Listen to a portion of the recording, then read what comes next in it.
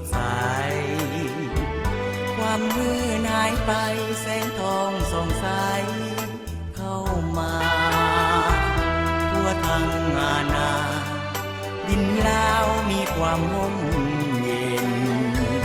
ความทุกข์ยากเข็นได้วางเว้นไปไกลส่องฟ้าหน้าผามีสีสดใสความมืดหายไปแสงทองส่องใสเข้ามา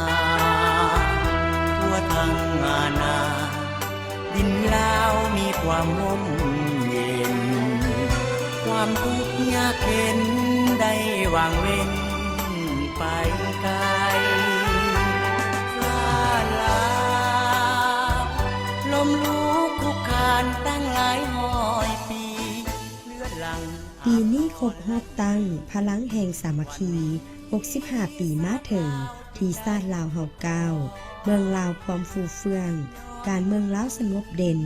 เป็นหนึ่งทางเอกอ่างหนทางน้ำทรงซี่ผักนำยู่ทรงเกษมแท้แล้วส้มเสยวันสั่งตั้งผักประชาชนปฏิวัติลาวครบรอบ65ปีอย่างสุดใจชีวิตขออุทิศไว้นำพักเขาถนอมมาบูชาเจ้าบ่มีวันให้มองเศร้าถ้าเคยจงเจริญ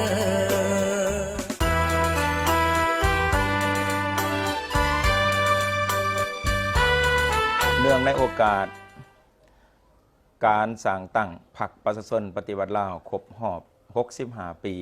ได้เวียนบรรจบครบมาอีกวาระหนึ่งซึ่งทั่วปวงชนลาวบรรดาเผ่าทั่วภาคทั่วรัฐอยู่ในบรรยากาศของการเฉลิมฉลองเพราะว่าการสร้างตั้งพรรคประชาชนปฏิวัติลาวมีความหมายที่สำคัญที่สุดต่อประเทศชาติบ้านเมืองของพวกเราซึ่งสามารถเปลี่ยนจากยุคเก่าที่เป็นสงครามผ่านมาให้เป็นบรรยากาศเป็นหน้าตาอันใหม่เกิดมีประเทศลาวชื่อว่าสปป.ลาวนับแต่1975เป็นต้นมาย้อนการนำผ้าอันสลัดสองใสของแนวทางของพรรครัฐซึ่งเพิ่นตั้งมาครบรอบแล้วปีนี้แม่น65ปีทางคณะสงฆ์ของพวกเฮาศูนย์กลางองค์การพุทธศาสนาสัมพันธ์แห่งสปป.ลาวก็แม่นร่วมอนุโมทนาในการเฉลิมฉลองด้วยการเผยแผ่ศีลธรรมนำเอาคุณธรรมศีลธรรมจริยธรรมทั้งหลายหีดข้องประเพณีวัฒนธรรมอันดีงามลงสู่ชุมชนเข้าสู่โรงเรียนตามความเหมาะสมตามกาลโอกาสเงื่อนไขที่พวกเฮาได้ดำเนินมาเป็นประจำและในปีนี้ก็ถือว่าเป็นการเผยแผ่เพิ่มพลังขึ้นมาอีกก็คือ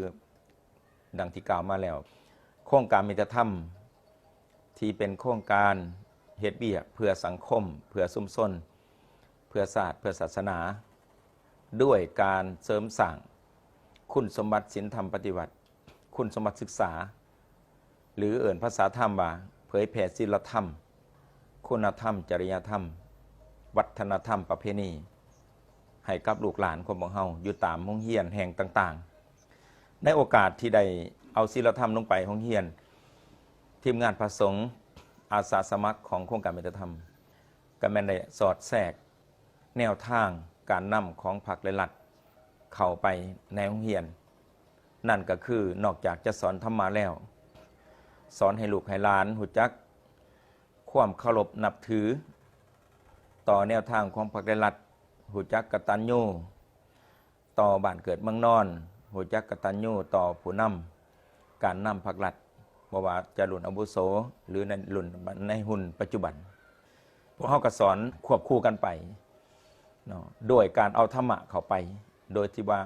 าจะเป็นตอนในเว้าเรื่องแนวทางของพรรครัฐโดยตรงแต่มันก็สอดแทรกด้วยคุณธรรมว่าตัวอย่างก็คือการกตัญญูกตเวทิตาการหูบุญคุณคนในคำสอนขององค์สมเด็จพระสัมมาสัมพุทธเจ้าก็ได้สอนไว้ชัดเจนจ้าแจ้ง เนาะเรื่องความกตัญญูพุทธศาสนาเขาสอนให้คนหูจักบุญหูจักคุณการหูจักบุญคุณก็มีหลายบุญคุณเหมือนพุทธภาษิตที่กล่าวไว้ว่านิมิตตังสาธุรูปนังกตัญญูกตเวทิตานิมิตตังสาธุรูปนังกตัญญูกตเวทิตาการหูบุญคุณของคนเป็นนิมิตหมายของคนดีเพื่อนบอกว่าเป็นนิมิตของคนดีคนใดมีความหูบุญคุณสิเป็นนักเลงอัตภานกะยาหรือว่าเป็นคนดีถึงแม้ว่าบ่ได้100%คือลูกหลานหรือว่าออกตนญาติโยมที่ว่าเป็นคนดีทั้งเป็นคนหูผู้ดีมีศีลธรรมบ่เที่ยวเตะเฮฮาบ่เป็นคนอัตภานถือว่าดีเกือบ100%แต่คนที่ว่าเป็นคนนักเลงอัตภานแต่ว่าเขายังหูบุญคุณนี่ยังได้ครึ่งหนึ่งนี่เห็นบอกเพิ่นจึงบอกว่าเป็นนิมิตหมายของคนดีอันนี้ว่าบ่แม่นส่งเสริมให้คนเฮ็ดบ่ดียกตัวอย่างให้เห็นว่าความกตัญญูนะเป็นนิมิตหมายของคนดีบัดนี้คำว่ากตัญญูกตเวทิตานี่สองคำนี้และหลายคนเข้าใจบ่ท่านเคลียร์เนาะบ่ท่านชัดเจนบ่ท่านจ้าแจงว่าเพียงแต่ว่าฮู้บุญคุณซื่อๆที่จริงแล้วมีสองความหมายออกมากตัญญูแปลว่าฮู้บุญคุณอันนี้เป็นภาษาบาลีว่ากตัญญูคำที่สองกตเวทิตาแปลว่ากระทำตอบแทนเห็นบ่มันมีสองคำกตัญญูฮู้บุญคุณลูกบางคนฮู้จักบุญคุณประชาชนลาวบางคนฮู้จักบุญคุณของพรรคแต่บ่แสดงตอบแทนเห็นบ่ก็จะบ่ได้กตเวทิตาได้แต่กตัญญูเอาตัวอย่างให้เห็นก็คือพ่อแม่กับลูกนี่ฮู้ว่าพ่อแม่มีคุณแต่บ่เคยเฮ็ดความดีให้พ่อแม่เห็นบ่เคยตั้งใจเรียนบ่เคยฟังความพ่อแม่และได้ดิบได้ดีมาได้เป็นข้าราชการพนักงานมีเงินหลำคำเดือนก็บ่เดียวแลพ่อแม่อันนี้นี่ได้เกินว่าบ่ได้กตเวทิตาเพราะฉะนั้นลูกหลานหรือพ่อแม่วัดสนลาวบรรดาเผ่าของเฮาต้องตระหนักต้องเข้าใจต้องเคารพในบุญคุณดังกล่าวที่พรรคและรัฐของพวกเฮาได้ก่อตั้งขึ้นมาได้ต่อสู้กู้ศาสตร์มียุคของการต่อสู้กู้ศาสตร์ปลดปล่อยประเทศศาสตร์มายุคปัจจุบันหลังจากปลดปล่อยมาแล้วเป็นยุคสร้างสาพัฒนาและปกปักรักษาสร้างสาพัฒนาประเทศศาสตร์นี่ก็จะเป็นแต่ในยุคแต่ละระยะของการนำของพรรคและรัฐเฮาจะเห็นเพิ่นออกเป็นมติออกมาแต่ละสมัยเพิ่นดำเนินมานี่ผู้ดีขวบอายุเนาะอายุคนคัดเทียบอายุรัฐการกับผู้ดี65ปีของคารวะที่เป็นผู้ชายเฮ็ดเวียกรัฐการ65ปีถือว่าส่วนคนหนึ่งของการสั่งต่างพรรคนี่ถือว่าเป็นสิ่งสำคัญพวกเฮาให้ความเคารพและครูบาอาจารย์ทั้งพระสงฆ์มีธรรมก็ให้อาสาสมัครนี่ลงเผยแผ่ศีลธรรมให้ฮู้จักตัวนี้เน้นเรื่องความกตัญญูเน้นเรื่องศีลธรรมโดยเฉพาะศีล5ก็ไปสอนสิ่งใดที่เป็นสังคมธรรมะศีลธรรมเกี่ยวกับสังคมสอดคล้องกับแนวทางพรรคและรัฐพวกเฮาก็ได้นำไปเอาไปสอนให้ลูกหลานของพวกเฮาได้ประพฤติปฏิบัติซึมซับบ่ให้ซึมซับแต่ว่าคุณธรรมศีลธรรมอย่างเดียวต้องซึมซับแนวทางของพรรคและรัฐพร้อมนี่บ่แม่นเฮาจะไปสอนให้ลูกหลานฮู้แต่ธรรมะแต่บ่เคารพในระเบียบกฎหมายบ่เคารพในแนวทางของพรรคและรัฐบ่ได้นี่พวกเขาจะฝึกอาสาสมัครเข้ามาเพื่อไปสอนตัวนี้เนาะสอดแทรกเข้าไปร่วมในนั้นก็จะมีทั้งหีดข้องประเพณีร่วมทั้งเหตุบ้านการเมืองเกิดขึ้นในปัจจุบันในสังคมปัจจุบันเช่นเรื่องการฆ่ามนุษย์นี่เรื่องยาเสพติดนี่พวกเขาจะสอนไปเลยตัวนี้เนาะยาเสพติดนี่เขาก็ไปสอนให้ฮู้ผลหายเพราะว่าคือบรรดาทานทั้งหลายเข้าใจเลยว่าสอนนักเรียนลงสอนศีลธรรมให้นักเรียนเอาตัวนักเรียนก่อนนี่คือจะเป็นเบียกป้องกันศัพท์สากลเกินมา prevention เบี่ยงป้องกันปกป้องเขาบ่ท่านกระทำผิดไปปกป้องเขาไว้และผู้กระทำผิดแล้วต้องไปเยียวยาต้องให้กำลังใจนี่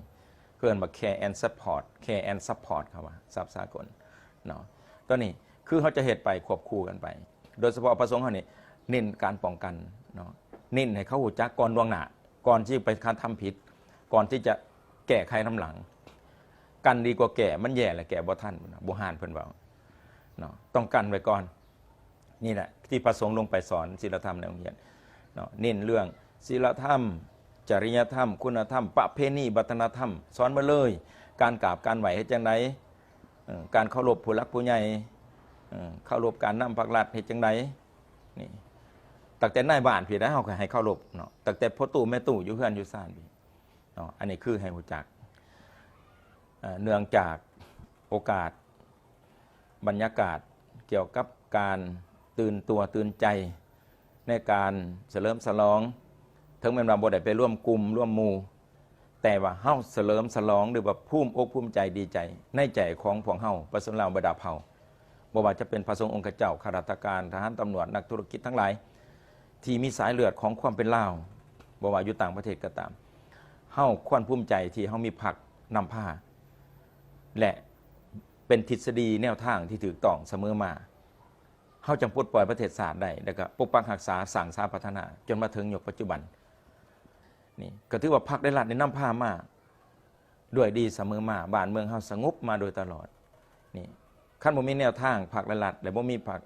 บ่มีผู้นำทุกอย่างต้องมีผู้นำนับแต่ครอบครัวก็ต้องมีผู้นำจึงสิสำเร็จเวียกงานต่างๆเนาะอันนี้ก็ถือว่าขอเฉลิมฉลองอนุโมทนานำการสั่งต่างภาคและรัฐของพวกเฮามาฮอดถึงปัจจุบันวันนี้ศาลลาวจึงได้ปลดปล่อยย้อนบุญคุณของภาคประชาชนปฏิวัติลาวสาวลาวบ่มีวันหลงลืมใดตลอดชีวิตขออุทิศไว้นำพรรคเฮาถนอมบูชาเจ้าบ่มีวันให้มองเศร้าพรรคเอ๋ยจงเจริญ